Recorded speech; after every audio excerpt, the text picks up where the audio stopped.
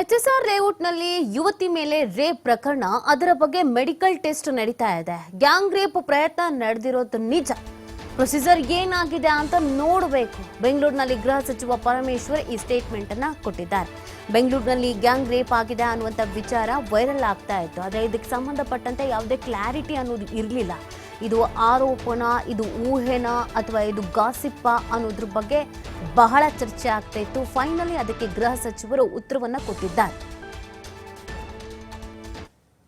ಅಂತ ಹೇಳ್ತಿದ್ದಾರೆ. ಬಟ್ ಇನ್ನೂ ಕನ್ಫರ್ಮ್ ಆಗಬೇಕು. ಅದು ಮೆಡಿಕಲ್ ಟೆಸ್ಟ್ ಇಲ್ಲ, ಅದು ಅಟೆಂಪ್ಟೆಡ್ ಟು ರೇಪ್ ಅಂತ ಹೇಳ್ತಿದ್ದಾರೆ. ಬಟ್ ಇನ್ನೂ ಕನ್ಫರ್ಮ್ ಆಗಬೇಕು.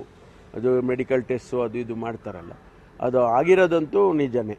ಅಂದರೆ ಪ್ರಯತ್ನ ಮಾಡಿರೋದು ನಿಜ. ಅದಕ್ಕೆ ಈಗ ಅವರು ಆ ಹೆಣ್ಮಗಳು ಅವ್ರನ್ನ ಕರ್ಕೊಂಡೋಗಿ ಟೆಸ್ಟ್ ಮಾಡಿಸಿ ಅದೇನು ಎಲ್ಲ ಪ್ರೊಸೀಜರಲ್ಲಿ ಏನಿದೆ ಅದೆಲ್ಲ ಮಾಡ್ತಾ ಇದ್ದಾರೆ. ಅದಾದಮೇಲೆ ಗೊತ್ತಾಗುತ್ತೆ. ಇಲ್ಲ, ಅದು ಅಟೆಂಪ್ಟೆಡ್ ಟು ರೇಪ್ ಅಂತ ಹೇಳ್ತಿದ್ದಾರೆ. ಬಟ್ ಇನ್ನೂ ಕನ್ಫರ್ಮ್ ಆಗಬೇಕು. ಅದು ಮೆಡಿಕಲ್ ಟೆಸ್ಟು ಅದು ಇದು ಮಾಡ್ತಾರಲ್ಲ, ಅದು ಆಗಿರೋದಂತೂ ನಿಜನೇ. ಅಂದರೆ